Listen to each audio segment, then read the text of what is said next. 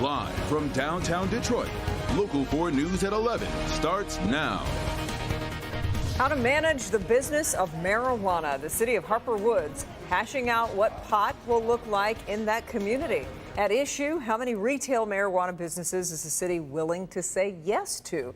Thanks for being here with us. I'm Kimberly Gill. I'm Devin Skillian. Neighbors came out to make it clear they want limits, and the proposal to do away with buffer zones between pot businesses was a no-go for them. Mara McDonald live in Harper Woods tonight. The council voted, Mara, on those buffer zones tonight. Devin, they sure did. And, you know, this room was packed. And by the way the council and the mayor were speaking, that's not a usual thing. So that gives you an idea of how important the idea of these buffer zones were to these people. Let me show you why. So when we talk about buffer zones, what does that mean? What the council voted to keep in place is a required 1,500 feet between pot shops. The Cannabis Committee, of which I was a member, determined the distance for buffering to be 1,500 feet because we want to limit the number of facilities that can come into our community. The acting city manager was advocating to remove the buffer zone requirement because he's worried about potential litigation, but neighbors pushed back.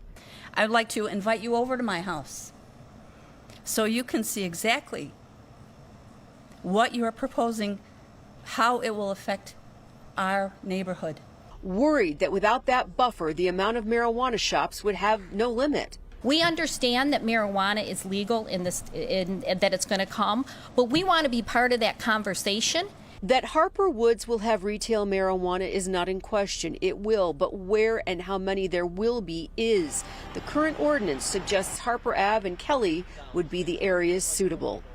If you're looking to put it somewhere, look at an industrial area.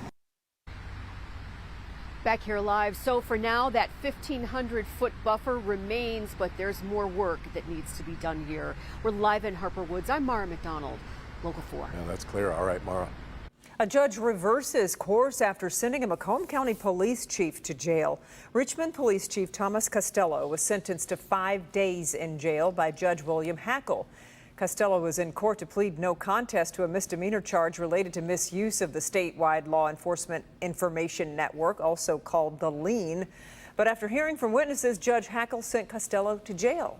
The city put out a statement saying they were, quote unquote, surprised by the judge's decision and would be looking into it. A sergeant was named acting police chief. And then late this afternoon, word came from Costello's attorney that the chief had been released from jail and the judge had recused himself from the case. Man charged with killing a woman in Detroit is headed to trial. 31-year-old Andrew Hall accused of killing 40-year-old Lisa Moffett of Royal Oak last month. Just days before, Hall was accused of beating a woman in a Target parking lot in Troy. Prosecutors say there is no known connection between the two. Today, he waived his right to a preliminary exam and was bound over to circuit court in the Detroit case. So the next court date is now August 24th. Two brothers charged in connection to the death of a teen from the Upper Peninsula faced a federal judge in Grand Rapids. The men were extradited to the U.S. from Nigeria and are accused of contacting young teens and men on social media by posing as women. Prosecutors say 17-year-old Jordan DeMay was tricked online into sending explicit photos of himself. The high school senior from Marquette took his own life last year. One of the men in the case faces a minimum sentence of 30 years in prison if convicted, and the other faces a minimum sentence of 5 years if convicted.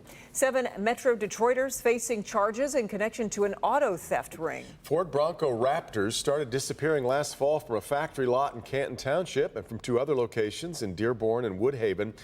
Thieves had taken 16 of the 2023 model Raptors. Total retail value, almost $2 million, $1,760,000. Police from Canton's Special Operations Group managed to recover 10 of those Broncos, found them in Detroit, Northville, Flint, and Grand Rapids, as well as outside Michigan, Texas, Arizona, and even Alaska. Officers from 5 local police departments and the Oakland County Sheriff's Department teamed up to arrest 7 people on Tuesday, all between the ages of 19 and 21, all from Wayne and Oakland counties, each facing a minimum 10-year felony charge related to auto theft. Former President Trump looking to delay his federal trial related to the events of January 6th until well after next year's election. In a court filing, Trump's attorneys recommended starting the trial in April of 2026. more than 2 years after prosecutors are seeking to get the trial underway. This election interference case brought against former President Trump is one of 4 criminal cases he's now facing, and one of 2 brought at the federal level by Justice Department prosecutors. The judge is expected to set a trial date at an August 28th hearing. Trump is not required to attend that hearing in person. A key hearing resumes tomorrow for the Oxford school shooter. At stake, Ethan Crumbley's eventual freedom. The point of this Miller hearing is to determine if the teen will ever be eligible for parole since he was convicted as a juvenile. His lawyer making the case life in prison without parole is not appropriate for a juvenile offender. Testimony continues tomorrow. We'll be following it. It gets underway at 9 a.m. A popular side dish in many homes is taking center stage at a community event tonight. Some neighbors are using collard greens to help raise awareness about urban farming and food access challenges in Detroit.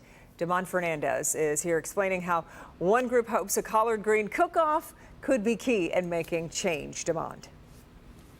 Yeah, hey there, Kimberly. You know, who would think talking policy over a plate of collard greens would actually be a big thing? Well, that's exactly what one group's mission was tonight, talking about urban farming over that tasty dish. Now, they told me that they didn't want tonight's rain to dampen the program they had planned, so they moved everything inside.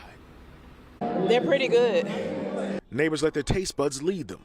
It just opened up a whole new door for me. Lead them here to learn about growing opportunities around urban farming in Detroit. It starts with community events like this, opening the eyes, opening the visions. And this event is the inaugural Collard Green Cook-Off, a program organized by the nonprofit Detroit is Different. A group of urban farmers and local chefs are using the popular leafy southern food staple to highlight how urban farms like this are becoming more visible and beneficial, especially in neighborhood spaces that have been vacant or neglected. And we're providing, fresh, high-quality organic produce in places that's needed. So the urban farms around are like food oases. Many of the urban farmers here are part of the Detroit Black Farmers Land Fund. It's a collective working to boost access and opportunities for farms in areas across the city.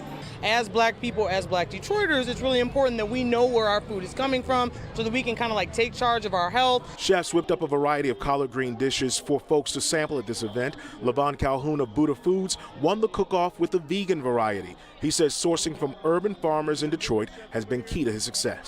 So we love going to them because we know everything is going to be clean, fresh, and these greens we got today were delicious. And Kimberly, I'll tell you, so many people are still talking about how tasty all the varieties of those collard greens were, but more importantly, they're talking about moving forward with strategies to help urban farmers or people who may be interested in urban farming across the city of Detroit. Back to you. Very nice. Okay, Jamon, we appreciate it. Well, there is excitement in Pontiac over a big investment aimed at bringing more people into town and eliminating a big eyesore. Yeah, leaders from the state, county, and city were on hand to announce the plan to transform downtown Pontiac into a more walkable, welcoming environment. The redevelopment project includes refurbishing the former GM building on East Judson. That's been vacant since 2014. Also to move 600 employees into that office space. There are also plans to tear down the Phoenix Center and build a new parking garage in a much more ideal location.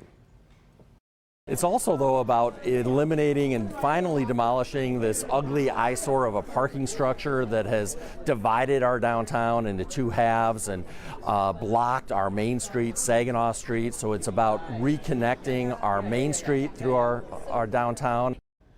Cost all this upwards of $120 million. $50 million, though, is going to come from the state of Michigan, $10 million from Oakland County's American Rescue Plan dollars, the rest from other grants and credits. Developers like to talk about good bones. Pontiac has great bones. Really does. Great architecture downtown. So, yeah. He is a 2-time Grammy Award winner and has been inducted into the Rock and Roll Hall of Fame. Yeah, and he's also one of the biggest names in hip hop. For the first time in 30 years, he's touring once again, and Friday night, he's in Detroit. We're talking about LL Cool J. He's bringing the Force Tour to Little Caesars Arena tomorrow night. Ahead of the concert, he's going to be live here at Local 4 for an interview with Live in the D. Cool. You'll hear how he hand-selected artists like Common and Ice-T to join him in Detroit. Also how he's celebrating 50 years of hip-hop. Does that make you feel old? 50 years of hip-hop. I know, right? It's a live sit-down with LL Cool J, the one and only, tomorrow, 11 a.m. on Live in the D right here on Local 4. That's going to be so great. Yeah, I think I have to work early tomorrow. We just, I'm not sure, feeling drawn into the building.